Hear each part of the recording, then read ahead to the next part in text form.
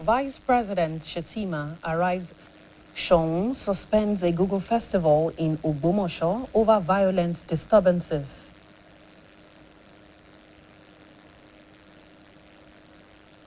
Dozens missing after ferry capsizes off Guyana's coast. Good evening. Thank you for joining us on the news around the world on BCOS television. I am Ifeoluwa Olaoye.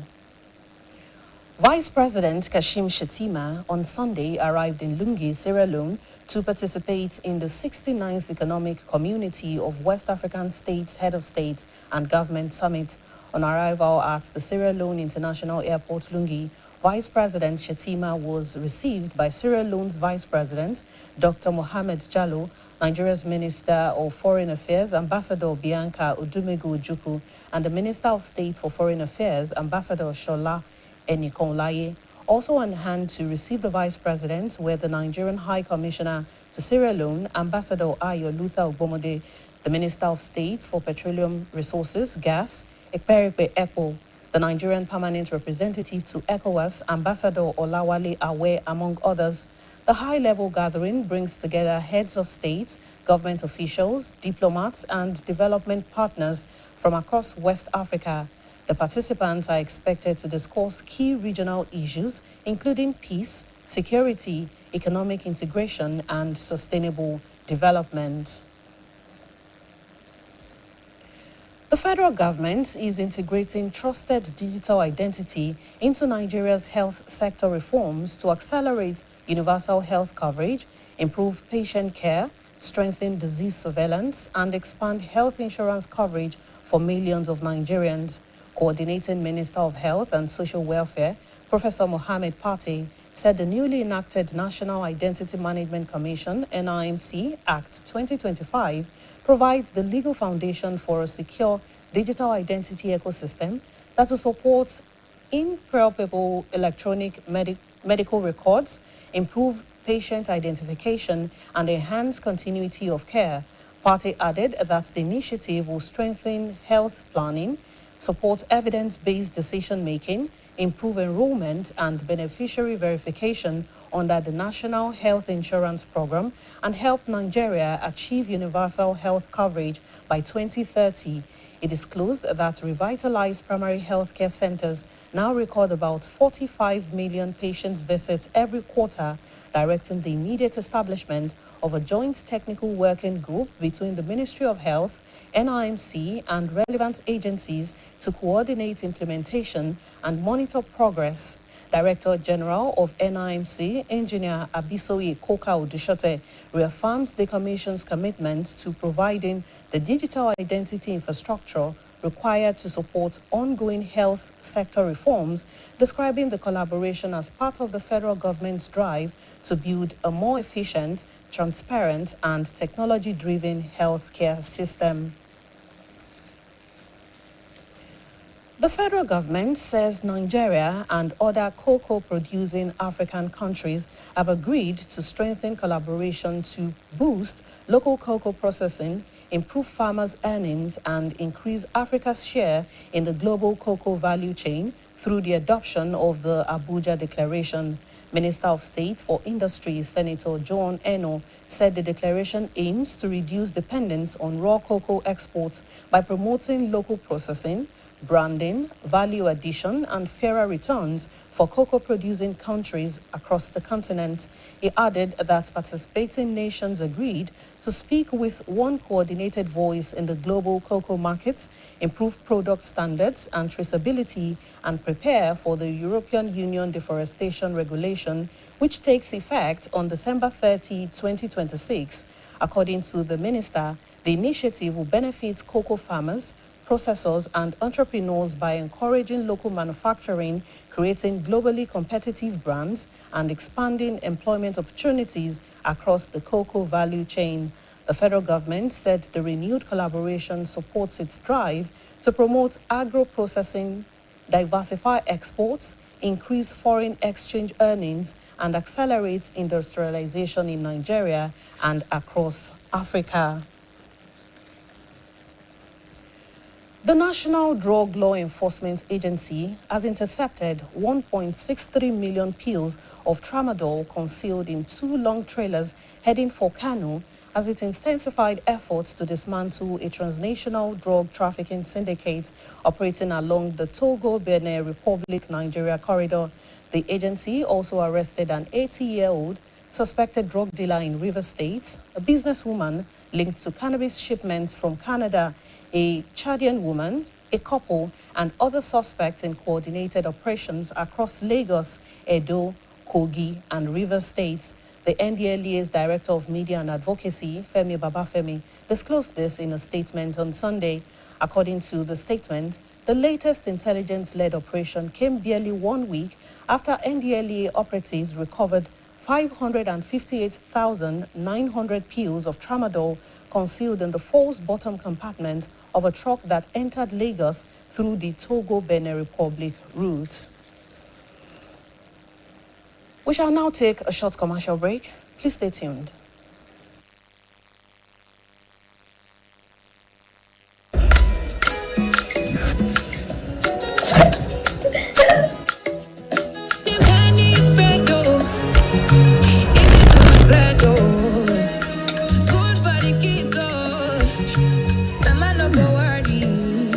Done, kiddos. Thanks to Golden Penny Spread, easy to spread and good for the family. Mama like Golden Penny Spread, easy to spread and good for the family. Our bodies get serums, washes, lotions, cleansers, scrubs, but underarms only get deodorant? That's why our new breakthrough formula contains pure hyaluron and vitamin C to deeply care for your underarms for a softer and even skin tone in 2 weeks. With 72 hours sweat and odor protection, try the new Nivea Derma Control Natural Tone because your underarms deserve more. Nivea is for skin.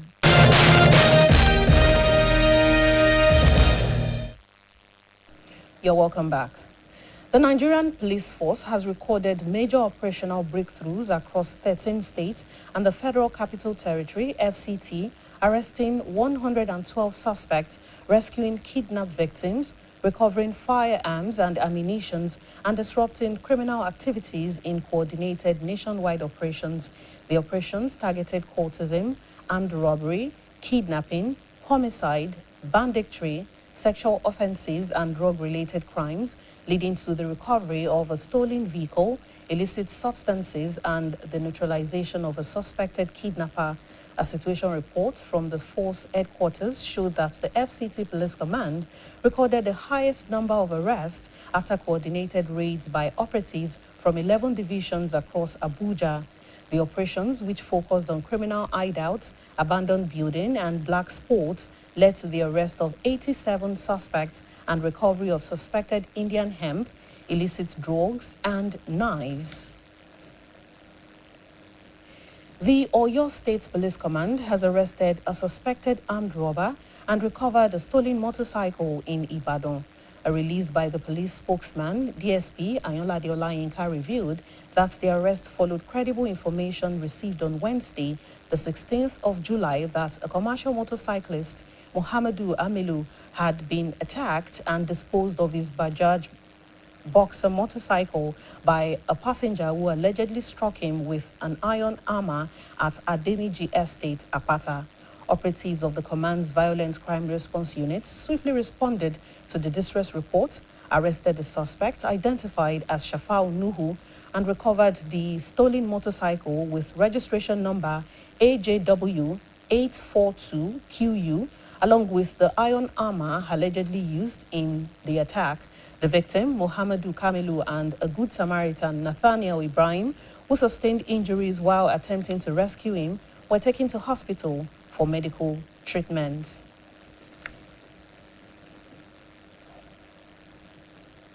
The Shon of Ogbomoso land is Imperial Majesty Oba Gandhi Afolabi Olaoye Orumogege III has suspended the 2026 Egungun Festival following violent incidents that claimed lives and left several others injured in parts of the town.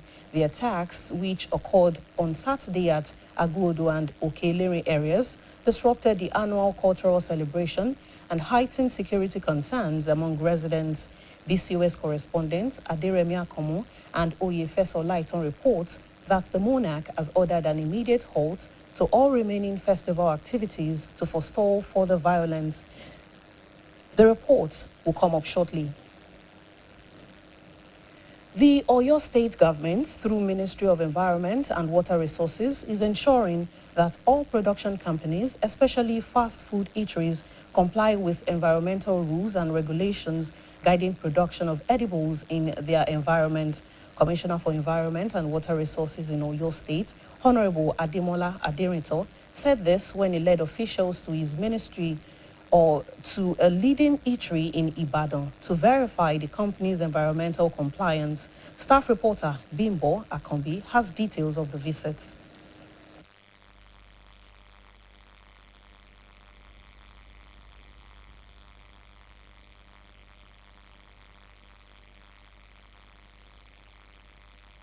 Honorable Olorunpoto Rahman during the Commissioner for Environment and Water Resources, Honorable Ademola Aderito, alongside the Chairman of Oyo State House of Assembly Committee on Environment, Honorable Olorunpoto Rahman, during the visit to Item 7 Eatery headquarters situated at Elele, Ibadan, expressed satisfaction at the level of compliance with the environmental rules of fast food production of the company.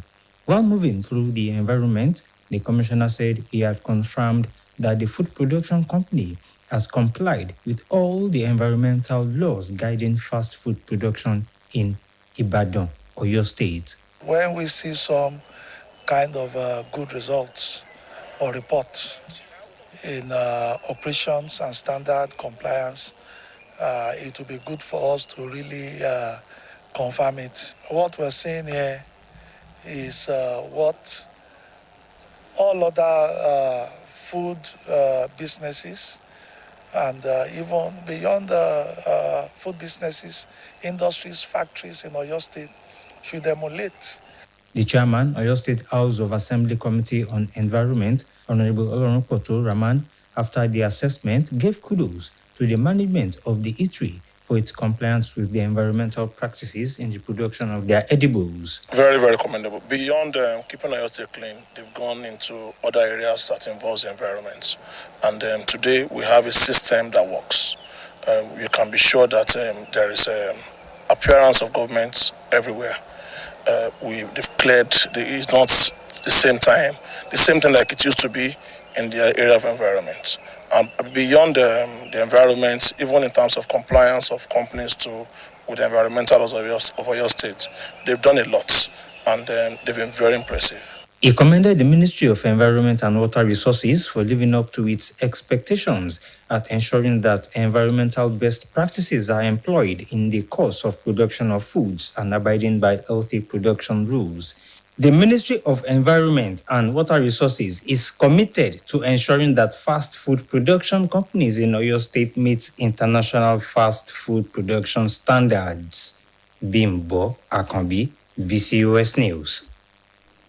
The Federal Road Safety Corps Amendments Bill stipulation of a 50,000 naira fine for anyone convicted of preaching, hawking, or trading in commercial buses has elicited widespread reactions across the nation. While lawmakers contend the step is designed to reduce distractions and improve road safety, some Nigerians claim it could compromise religious freedom. BCOS reporter Fidora Afolagboye spoke with some members of the public to get their views on the issue.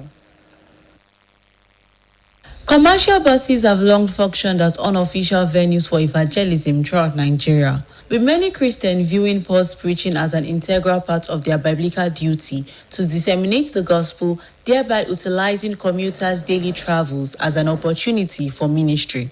However, passenger opinions on this matter differ. While some commuters find loud preaching in confined spaces to be disruptive, particularly during extended journeys or when it affects rest or phone conversations, others have reported finding solace and motivation in these messages. The debate has also raised questions about implementation, with observers wondering how authorities would differentiate between casual religious discussions and organized public preaching, and whether the proposed provision would be applied fairly without violating individual rights. The proposal has triggered a fresh debate about balancing public safety with the exercise of fundamental human rights, and while governments have the authority to enact laws for public welfare, these laws frequently face criticism for potentially limiting constitutionally enshrined rights. Speaking with BCOS News, some members of the public shared their views on the proposed restriction on preaching in commercial vehicles. I don't say anything bad in preaching inside the bus, because if you are okay with it, you join them while praying, preaching or something. If you don't feel like or don't have any interest in them, then you keep quiet. I will start by saying that the government are drifting from their original purposes. They are not government to fight religion or to reposition religion. They are government to manage the nation. And their duty is to put the national affairs in appropriate standard.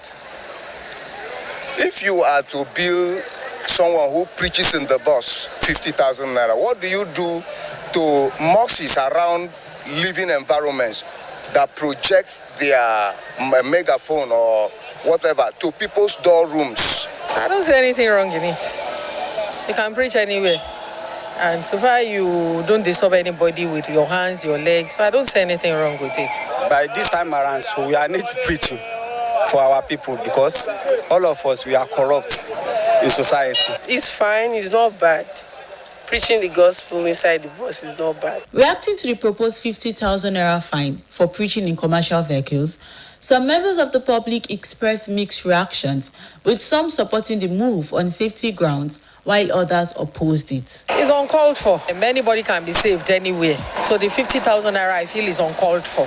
So if you must build people who preach in the bus, you also build a driver who plays the music of his choice in the vehicle while driving people who are on their journey without demanding a particular music for them. I don't think they have to find it.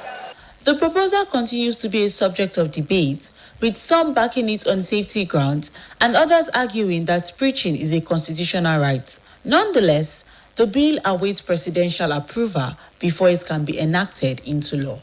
Fidora Afolagboye, BCOS News. The growing trend of artificial diastema, the deliberate creation of a gap between the front teeth for cosmetic reasons, is gaining popularity, especially among young people seeking a distinctive appearance, while some individuals naturally have a gap between their teeth due to genetic factors. Dental experts say the increasing preference for artificially created gaps requires careful consideration because of possible effect on oral health. Our reporter, Adeola Oladele, examines the rising popularity of artificial diastema and its implication for dental well-being. Medically known as diastema refers to a visible space between two teeth, most commonly the upper front teeth. Experts describe it as a form of malocclusion that may result from spacing problems, abnormal positioning of the teeth, or other underlying dental conditions. While some people are naturally born with the condition, others now intentionally create the gap for cosmetic reasons. Speaking on the trend, the chief consultant at the Government Dental Center, Dugbe Ibadan, Dr. Adeshola Odofin, explained that diastema is essentially an improper alignment of the teeth. She added that in some cases, natural gaps may even require professional closure, particularly when associated with gum disease, abnormal tissue growth, or structural alignment problems. For those who do not have diastema like me and are looking for every means to create a diastema, there is no trained dentist that will create artificial diastema. Dentists can create diastema with the use of braces if you so desire and you have spaces. Any other means of creating space is a wrong practice and is unhealthy. What they do at the spa in creating diastema is they shave off the enamel surface. They shave off that enamel layer. And sometimes they even go as far as shaving some part of dentin just to create that space. That's where the problem starts from. It can cause pain. It can cause sensitivity. Eventually, it can even lead to the loss of the two teeth in the front. Dr. Odofin further explained that artificial diastema, often carried out in beauty spas or by unqualified practitioners, may involve procedures that weaken the teeth and create spaces that easily trap food particles. This, she said, increases the risk of plaque buildup, gum disease, and persistent mouth odor. According to her, correcting complications arising from improperly created gaps may be expensive, with treatments ranging from 15,000 naira to as much as 1.5 million naira, depending on the severity of the damage and the procedure required. Apart from losing the teeth, if you want to go ahead to treat it, you will start from doing root canal treatments. We have to clean out the affected pulp and fill the space they occupy, just to make sure that those teeth are still in the mouth. And after doing the root canal, we can't leave the tooth like that, otherwise it can fracture. So there will be need to even crown the tooth. In all, if it's in a government hospital like this, for creating diastema and affecting a single tooth, the patient may spend close to 200,000 naira. So the two, you will spend between 300 and 400,000 naira, all in the name of wanting to create a diastema. Let me warn spa owners and those who operate beauty salons. You are causing a lot of harm by creating artificial diastema for people, draining away their teeth substance. Please, let's stop this act and let our people also be satisfied with the way God has created them. The dental expert therefore advised individuals considering cosmetic dental procedures to seek professional consultation from qualified dentists and avoid unregulated services that may prioritize appearance over long-term oral health. Adeola Oladele, BCOS News. The Shon of Ogbomoso land, His Imperial Majesty Oba Gandhi Afolabi Olaoye Orumogede III has suspended the 2026 Egungun Festival following violent incidents that claimed lives and left several others injured in parts of the town. The attacks, which occurred on Saturday at Aguodo and Okelere areas, disrupted the annual cultural celebration and heightened security concerns among residents. BCOS correspondent Aderemi Akomu and Oyefeso Lighton report that the monarch has ordered an immediate halt to all remaining festival activities to forestall further violence. Their report is presented by Adebayo Abdurrofil. What began as an annual celebration of the rich cultural heritage of Ogbomoso ended in tragedy on Saturday as violence erupted in parts of the town during the closing stage of the 2026 Egungun Festival. The disturbances reported at Aguodo and Okelere claimed lives, left several people injured and triggered panic among residents, with eyewitnesses attributing the attacks to suspected hoodlums. When BCOS News visited Aguodo Junction on Sunday morning, bloodstains were still visible on the road, while shattered vehicle windscreens and other signs of destruction reflected the intensity of the violence. The incident also threw many parts of the town, including Oja Olojo, Masifa, Ebenezer, Okelere, and Oja Agbo, into mourning as residents continued to discuss the unfortunate development. Following the violence, the Sohun of Ogbomoso land, Oba Gandhi Afolabi Olaoye Orumogede III, ordered the immediate suspension of the remaining activities of the 2026 Egungun Festival. Through a statement issued by the Palace Secretary, Mr. Toyin Ajamu, the monarch directed all Egungun adherents to discontinue every form of celebration and warned that anyone violating the directive or causing further disturbances should be arrested and prosecuted according to the law. He also noted that the festival, which began on July 8, had remained peaceful until the unfortunate incidents. Reacting to the development, the Arabaolu Ishese of Ogbomoso land, Ifeoma Kinde Okoyemi Alao, described the violence as unfortunate and urged Egungun adherents to ensure proper coordination and discipline during future outings. He lamented that criminal elements had infiltrated the celebration, thereby tarnishing its cultural and spiritual significance. Ní ọjọ́ títà náà yìí, Olódùmarè yóò tú ìdílé wọn, yóò tì nínú lágbára Olódùmarè rẹ̀ kò sì ní ṣẹlẹ̀ nínú Ògbómọ̀ṣọ́ mọ́, yóò sì rí bẹ́ẹ̀ yóò ṣẹ bẹ́ẹ̀ láṣẹ ti Olódùmarè. Also speaking, the chairman of the Elegun in Ogbomoso, Chief Sunday Akinyemi, blamed the violence on the failure of some participants to abide by the laid-down rules guiding Egungun performances, stressing that the festival should promote entertainment and cultural values rather than violence. Security operatives have since intensified patrols across the town, with police vehicles stationed at strategic locations, including the entrances to the Soun's Palace, to forestall further breakdown of law and order. Residents have commended the swift intervention of the traditional institution and security agencies, expressing hope that those responsible for the attacks will be brought to justice and that future cultural festivals will be celebrated peacefully. We shall now take a short commercial break. Please stay tuned. Excuse me, ma. This your 100% in year. Babes, are you sure you want to spend this much on hair? Since your landlord just increased rent, I saved for this one separately on Money Point. Ma, you say you save on Money Point? Yes.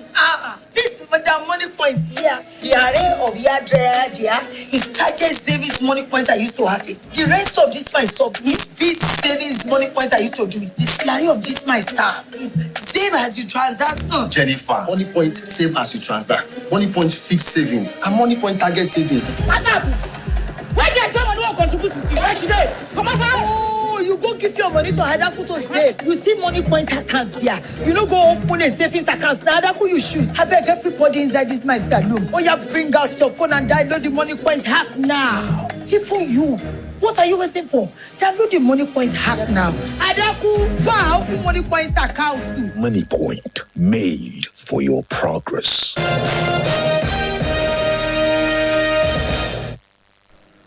You're welcome back. The Oyo State government has presented the beaded crown and staff of office to the Oniro of Komu, Oba Jonah Awujola Olagboyega Kolade II, at a colorful ceremony in Komu.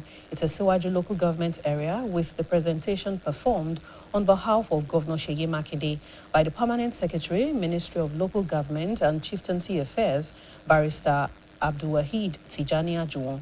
Speaking at the event, Barrister Ajuwon congratulated the people of Komu, reaffirmed the Makinde administration's commitment to community development, and said the government will continue to strengthen traditional institutions as partners in promoting peace, security, and development across Oyo State.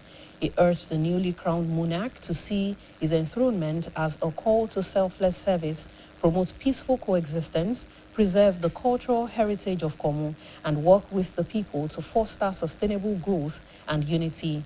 The chairman of the Okiogun Traditional Council of Obas and Aseyin of Iseyin, Oba Dr. Shefiu Oyebola Adeyeri II, congratulated the people of Komu, described the elevation as a remarkable achievement, and called on traditional rulers in Okiogun to remain united for the region's progress. Oba Adeyeri also urged the people of Komu to support the newly beaded monarch, stating that the peace, cooperation, and mutual respect were essential for the development of the ancient town. In his response, the Oniro of Komu, Oba Jonah Awujola Olagboyega Kolade II, thanked Governor Seyi Makinde, government officials, his family, and the people of Komu for their support, promising to operate an open and inclusive administration that will accelerate the town's development. Love knows no bounds of language, culture, or nationality. That message came alive as family, friends, and well-wishers gathered in Ibadan, Oyo State, for the wedding of Nigerian-born Judith Oladapo and Germany's Lucas Shilenka, a celebration aptly themed across borders. BCOS reporter Adebayo Abdurofi reports. It was a colorful blend of faith, culture, and tradition as two families from Nigeria and Germany united in holy matrimony. The solemnization began with an atmosphere of praise and worship before the pastor in charge of RCCJ Region 42, Pastor Wale Pokuola, joined Judith Oladapo and Lucas Lenka together as husband and wife. For reasons you should not be joined together in matrimony, please indicate now. I have no reason. I have no reason. Delivering the message, the assistant pastor in charge of RCCG Region 60, Pastor David Eriwona, described the union as a celebration of God's grace across nations. He urged the couple to make God the foundation of their home, stressing that faith remains the key to a successful and enduring marriage. No matter what happens, whatever be the rough time, whatever, as long as Jesus is in the boat, whatever be the wrongs, whatever be the lack, whatever be the scarcity, whatever be the accident, whatsoever, it can be made right. At the reception, the joyous mood continued as the couple and their parents made a grand entrance amid music and applause. Chairman of the occasion, Justice Ladiran Akintola of the Oyo State High Court, described marriage as a lifelong institution that requires patience, understanding, and mutual respect, especially in a cross-cultural union. God will give you understanding to be able to know how to do it. The same God that has sustained your parents this long will be there to sustain you too, in the mighty name of Jesus. Your home will be a model for up and coming couples to emulate. The reception featured entertaining love games, the cutting of the wedding cake, the couple's first dance, and special dance sessions involving both families. Guests applauded the harmony displayed by the Nigerian and German families throughout the celebration. The couple's love story began in the United Kingdom, where Judith, daughter of Pastor Timothy and Dr. Fulusho Oladapo from Nigeria, and Lucas, son of Mr. Bochard, and Mrs. Kirsten Slenka of Germany, met while pursuing their studies. Sharing their experience, they recalled how friendship blossomed into love despite their different cultural backgrounds. Brilliance is intelligence, it's special, it's one of a kind, and when you go to a country where there's not a lot of people that look like you, to find someone that takes you the way you are is completely perfect. Oh, she's incredibly clever. She's got a lot of hard work in her. She's, incredible. Earlier, the traditional engagement showcased the richness of Yoruba culture as both families appeared in elegant traditional attire. The formal presentation and acceptance of the groom's marriage proposal, accompanied by music, dance, and cultural rites, reflected a beautiful fusion of Nigerian heritage and European family values. For family members and guests, the wedding was not just the union of two individuals, but a celebration of love that transcends borders, cultures, and nationalities, proving that mutual respect, faith, and understanding remain the strongest foundation for a lasting marriage. Adebayo Abdurafi, BCOS News. The president of Rotary International Rotarian, Olayinka Babalola, has urged Rotarians across the world to embrace innovation, promote peace building, and implement sustainable service projects that will deliver lasting benefits to communities. Rotarian Babalola gave the charge in his presidential message at the investiture of Rotarian Olaniyi Amao as District Governor of Rotary International District 9126 held in Ibadan. BCOS reporter Folashade Akintola reports that the ceremony also featured a keynote lecture on local government autonomy and national development. The investiture ceremony drew Rotarians, Rotarators, community leaders, professionals, and other distinguished guests from across and beyond Rotary International District 9126 to witness the official inauguration of Rotarian Olaniyi Amao as the new district governor. In his presidential message, Rotary International President Rotarian Olayinka Babalola reminded members that Rotary missions goes beyond executing projects to ensuring they create sustainable and measurable impact in communities. He urged Rotary Club to deliberately integrate peace building into their humanitarian interventions, describing peace as a continual process that demands vision, strategic planning, and unwavering commitment. Every Rotarian has an obligation to his own Rotary Club. And the mandate we have given to Rotary clubs is to attend to the needs of their communities and their members.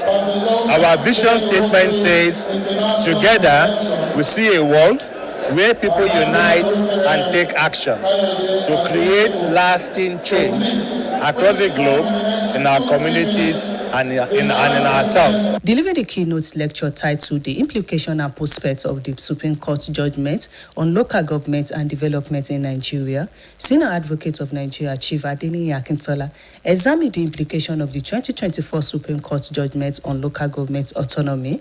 Chief Akintola maintained that while local government autonomy is essential for grassroots development, its implication must align with constitutional provisions and Nigeria's socio-cultural reality to achieve meaningful results. The judgment seems to have nullified the provision of Section 162. The joint account is still there. They are still paying money into that account.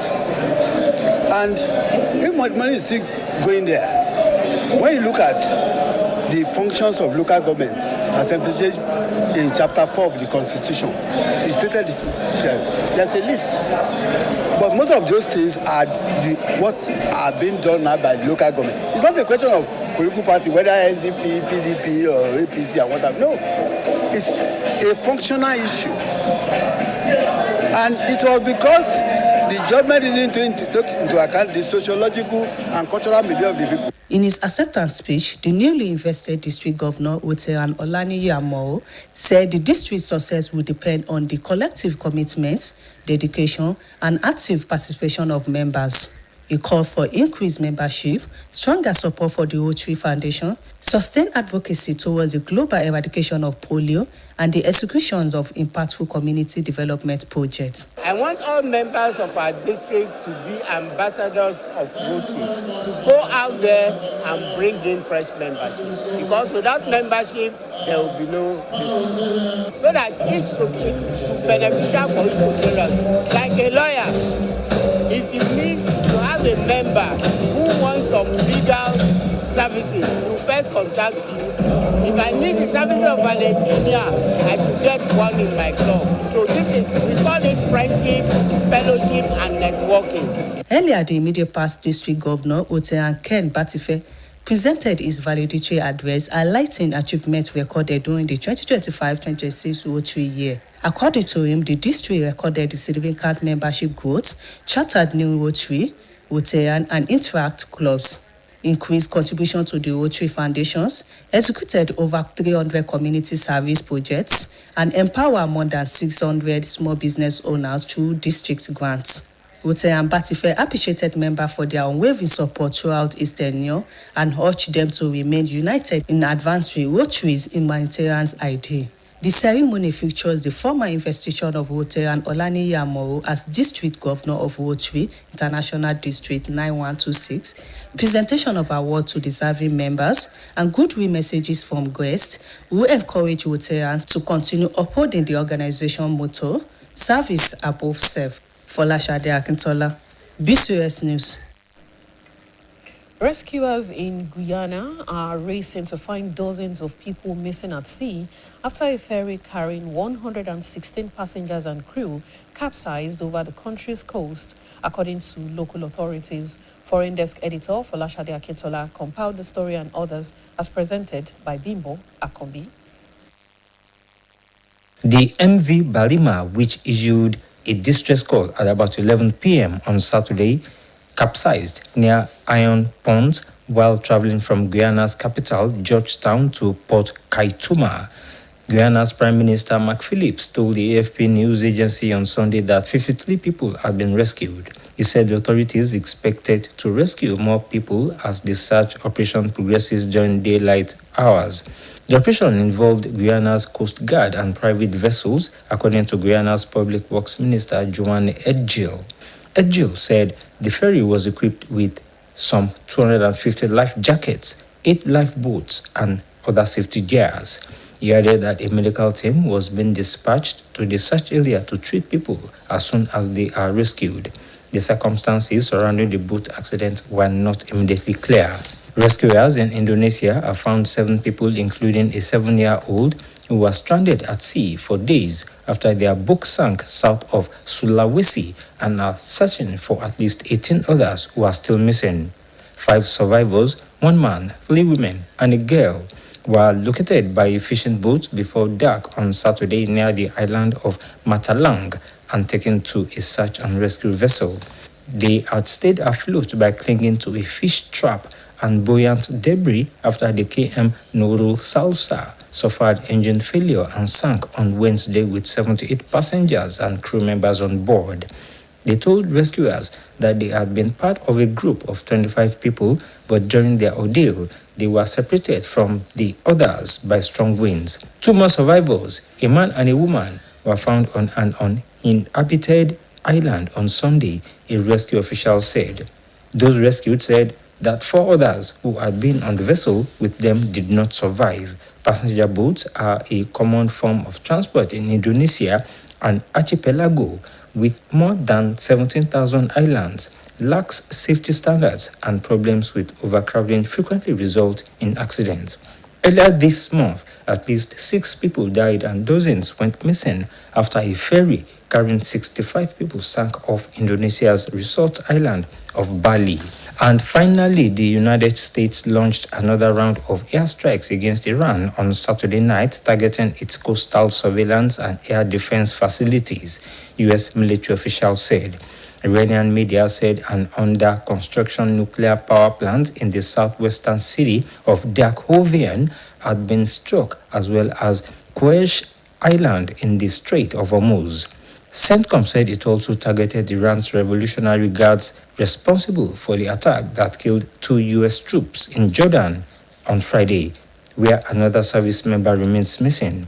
Iran has carried out its own strikes, with Kuwaiti officials saying an electricity and water plant had been hit for the second time in 2 days.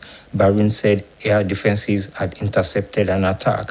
The U.S. and Iran have ramped up attacks against each other in recent days, with both sides accused of striking critical infrastructure.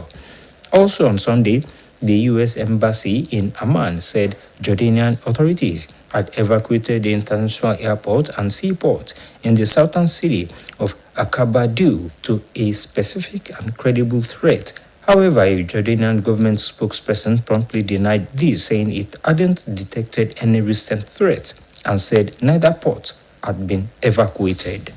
Bimbo Akambi, BCOS News. To end the news around the world, here again are the main points.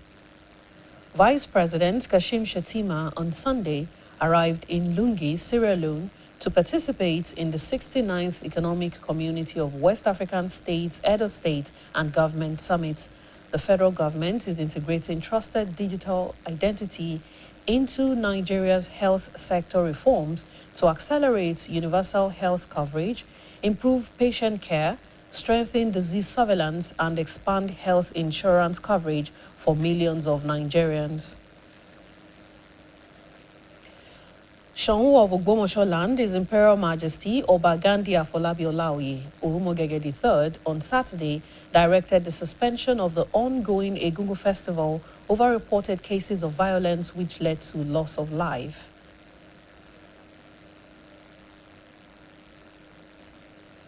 Rescuers in Guyana are pacing to find dozens of people missing at sea after a ferry carrying 116 passengers and crew capsized over the country's coast, according to local authorities. BCOS TV is now on Niger TV app, and you can watch us from any part of the world. Also, BCOS website is live. Kindly visit www.bcostv.com. You can also watch us on GoTV, channel 134 and channel 113 on Star Times. Now, before I go, if you see something suspicious, alert the authority for timely response. Be vigilant. That ends the news around the world. Thank you for watching. Good evening.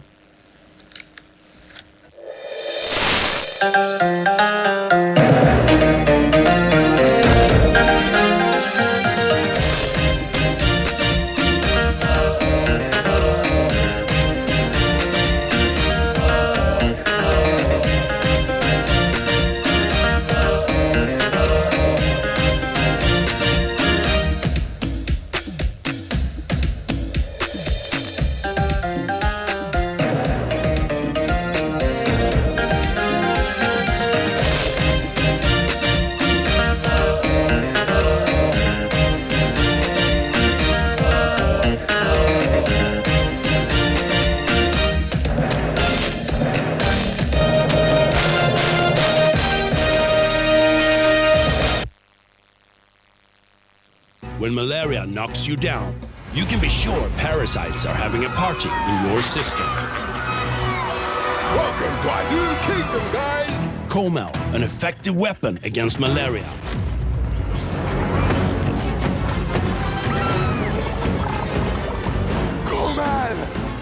Attacking the parasite army directly to give you express relief and get you back on your feet effectively. Comel on. Malaria gone. Everything just dey go up. No good news for TV or radio again. Now wow. Even the generator where you dey use watch the TV sef go soon quench. Fuel don almost finish. Wetin man go do now? Lọ gba káàdì ìdìbò rẹ o. Go get your PVC. Go get your PVC. O lè kópa o nínú ètò ìdìbò tó ń bọ̀ 2027. Àwẹ̀ go get your PVC. Iléeṣẹ́ tẹlifíṣọ̀n àti rédíò ìpínlẹ̀ Ọ̀yọ́ BCOS ilé akéde ló ń gbé sí wa létí pé yára lọ gba káàdì ìdìbò rẹ kó tó di pé gbígbà rẹ̀ máa tẹnubodò pàápàá jùlọ kó o lè bá a kópa nínú àwọn tó máa fìbò sọ̀rọ̀ sókè lọ́dún 2027. Yára lọ gba káàdì ìdìbò rẹ. Àwẹ̀ go get your PVC.